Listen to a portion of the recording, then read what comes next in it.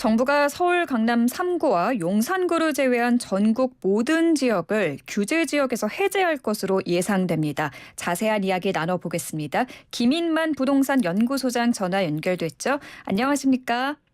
네, 안녕하세요. 네, 정부는 지난해 11월까지만 해도 서울까지 규제 지역에서 푸는 건 시기상조다라고 했는데 두 달이 채 지나지 않아서 입장을 바꾼 겁니다. 어떤 네네. 이유에서일까요? 집값 하락 속도가 너무 가파릅니다. 이게 11월 또 이제 집값이 많이 떨어졌다라고 했는데요. 12월 달 집값 하락 속도를 보면 주간 가격 하락률이 뭐 거의 1% 수준까지도 빠르게 떨어지고 있고 더 문제는 매매 가격 하락뿐만 아니라 전세 가격이 더 크게 떨어지고 있는, 더 빠르고 크게 떨어지고 있는 상황이기 때문에 정부 입장에서는 선택의 여지가 없었을 것 같고요. 지금이라도 빠르게 규제를 풀지 않고서는 다른 답안지는 없을 것 같습니다. 집값 하락 속도가 너무 가파르다. 그래서 규제 지역을 확대한다는 건데 그러면은 집값이 도대체 얼마나 많이 떨어진 건가요? 이게 뭐 몇 프로 떨어졌다라고 하면 이제 우리가 느낌이 오지는 않는데요. 네. 이제 고점 대비 그러니까 2021년 한 10월 정도, 가을 정도가 이제 가장 집값이 고점이었는데 그때 대비 30% 정도 떨어졌거든요. 그래서 고점 대비 30%니까 10억 하던 아파트가 7억 정도 떨어졌다. 물론 동네마다 구마다 이제 편차는 있겠지만 전체적으로는 그 정도 떨어졌고요. 더 떨어진 지역들도 있습니다. 40~50% 하락한 지역들도 있고요. 좀 덜 떨어진 강남이나 뭐 마포 이런 쪽도 한 15에서 20% 정도 하락을 했기 때문에 네. 하락 폭 속도는 굉장히 빠른데 이게 얼마나 빠른 속도냐면 과거 사례 우리 2010년에서 2012년도가 이제 집값이 많이 떨어졌다라고 하는데 과거에 2, 3년에 걸쳐서 떨어지는 속도가 지금 거의 한 6개월 만에 이렇게 떨어지고 있기 때문에 네. 정부 입장에서는 빠르게 풀 수밖에 없고요. 규제 완화 속도도 그에 비례해서 옛날에 한 3년 정도에 거쳐서 풀어가는 그 속도가 지금 6개월 만에 빠르게 규제를 풀고 있습니다. 그렇군요. 미분양도 늘고 있다는데 미분양 상황은 지금 어떤가요? 그 분양 상황은? 미분양이 굉장히 위험하죠. 미분양이 주택시장의 침체를 나타내는 바로미터인데요. 청약시장 같은 경우는 이제 무주택자들, 실수요자들 시장이거든요. 다주택자들은 집을 살 수가 없고 청약시장의 문이 개방이 되지 않기 때문에 무주택, 집이 필요한 실수요자들조차도 청약을 하지 않기 때문에 미분양이 발생하는 거거든요. 네. 그래서 미분양 시장이 굉장히 중요한데 2022년 작년 10월 말 기준으로 전국 4만 7천 호 정도가 됐고요. 11월 말 기준으로는 5만 8천 호까지 늘어났는데 우리가 통상적으로 6만 호 정도면 매우 위험하다. 그리고 10만 호가 되면 바닥에 가까워졌다, 매우 침체다라고 이제 해석을 하는데 네. 지금 속도를 보게 되면 12월 말 정도 되면은 거의 한 7만 호 정도 왔을 것 같고요. 올해 분양 물량이 한 25만, 전국이 25만 호 정도 되기 때문에 올 상반기가 가기 전에 우리 정부에서 생각하는 매우 위험 수위인 10만 호를 돌파할 것 같습니다. 그래서 지금 굉장히 심각한 상황이고요. 지금 정부 입장에서는 이렇게 규제를 풀고는 있음에도 불구하고 마음이 답답할 것 같습니다. 지금 상황이 말씀해 주신 것처럼 부동산 시장이 굉장히 어렵기 때문에 규제 해제 지역을 더 추가로 한다라는 건데 강남 3구와 용산구는 제외될 것으로 알려졌습니다. 이유가 뭘까요?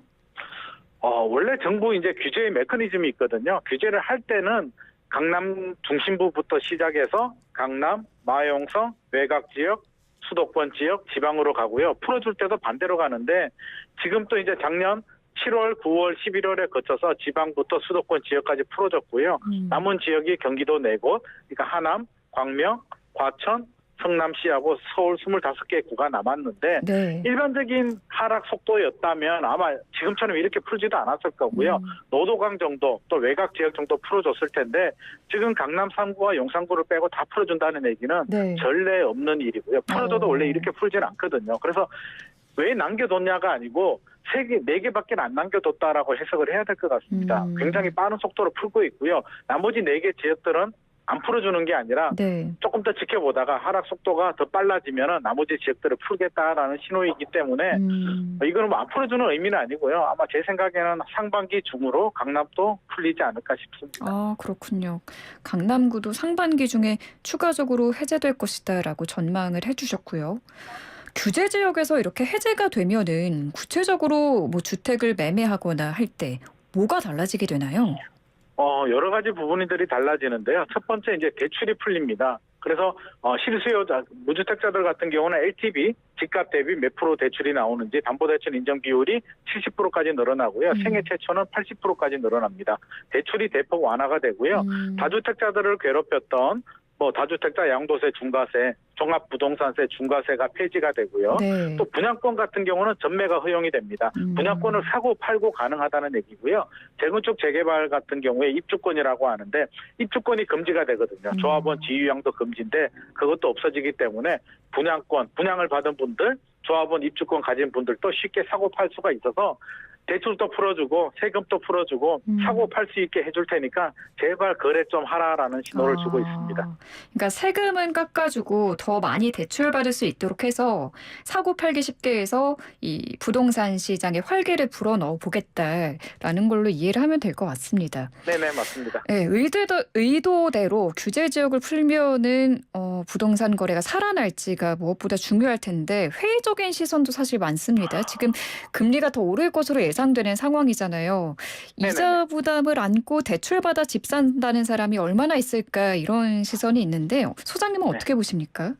그런 시선이 아마 대부분일 것 같습니다. 제가 주변 사람들한테 물어보면 결국에는 오르는 집을 사고 싶지 내려가는 집을 사고 싶지는 않다라고 이야기를 하는데 네. 지금 분위기가 거의 내려가는 분위기거든요.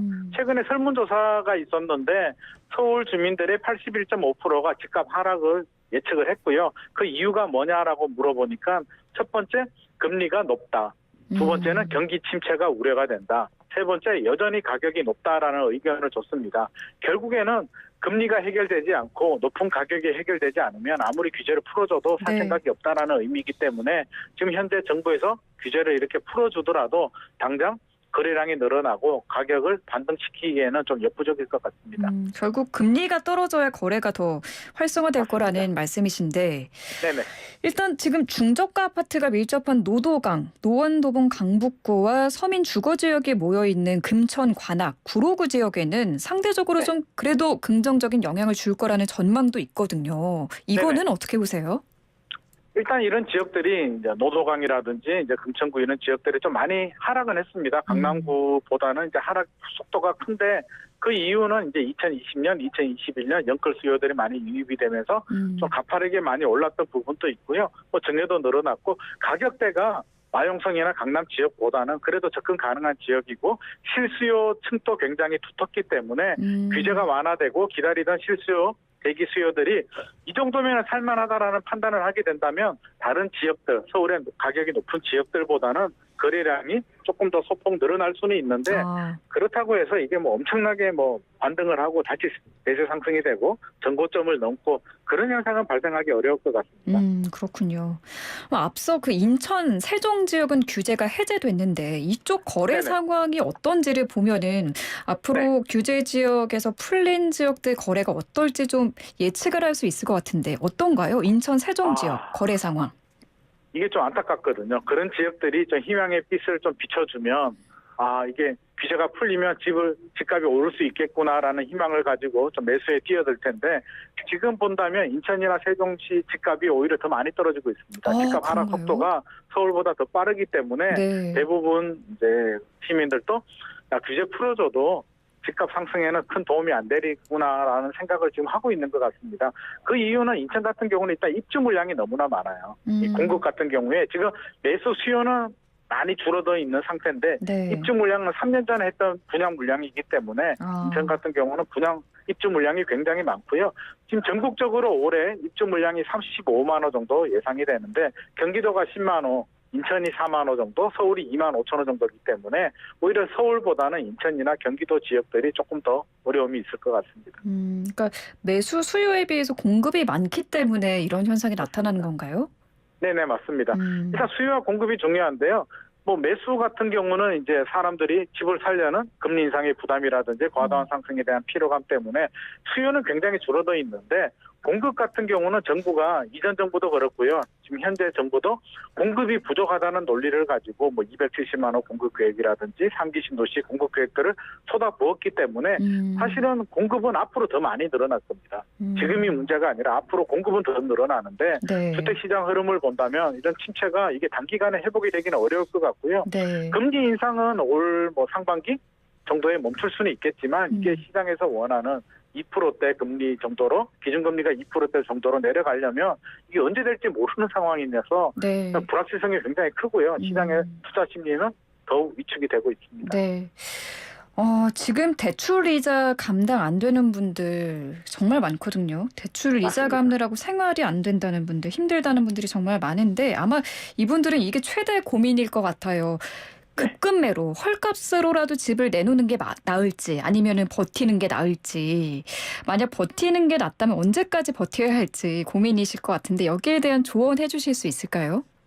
이게 저도 지금 굉장히 어려운 고민인데요. 네. 사실 저의 마음은 좀 버텨보셔라라고 하고 싶은데 이게 뭐 1년 만에 해결될 문제는 아닐 것 같습니다. 우리가 앞서서 제가 시장의 수요자들 반응을 보면 대출 금리가 3%에서 4% 정도는 돼야 집을 사겠다는 분들이 많기 때문에 네. 그렇게 되려면 기준금리가 2% 수준으로 내려와야 되는데 아무리 빨라도 3년은 걸릴 것 같거든요. 그렇다면 버텨라고 한다면 물론 자금 여력이 되고 실거주 목적이라면 당연히 버텨야 되는데 대출이자 부담 때문에 생활이 안 되는 분들이라면 3년을 버텨라고 하면 너무 가혹하거든요. 네. 그래서 그 부분에 대해서는 실거주 목적이고 자금이 되면 당연히 버티셔야 되고요. 이게 부동산 시장 흐름이 어려워서 그렇지 사실 집을 살 때는 나름대로 이유가 있었을 거잖아요. 실거주 목적이라든지 내 가족이 잘 살기 위해서 사셨던 분들이기 때문에 버티셔야 되는데 도저히 감당이 안 되시는 분들이라면 정 안 되면 사실은 팔고 싶어도 팔리진 않아요. 그래서 안 된다면 뭐 전세를 주고